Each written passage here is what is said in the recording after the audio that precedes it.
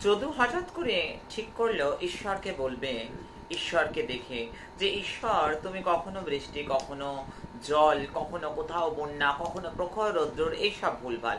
ঈশ্বর বললেন বেশ তুই কর।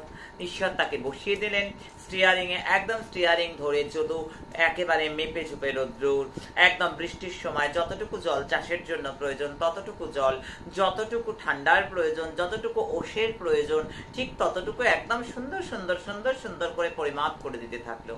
কিন্তু যখন গম হেলে দুলে বড় হলো, আর গম যখন ভাঙা হলো, একটি গমের মধ্যেও দানা হলো না। আর যখন দানা হলো না, তখন যদু ঈশ্বরকে প্রশ্ন করলো, আমি এত সুন্দর সবকিছু দিয়েছিলাম, কেন হলো না? ভগবান একটাই কথা বলল, তুমি সমস্যার মধ্যে দিয়ে ওকে বাড়তে দাওনি। সমস্যার মধ্যেই কিন্তু সোনা তৈরি হয়, তাই সমস্যা দেখে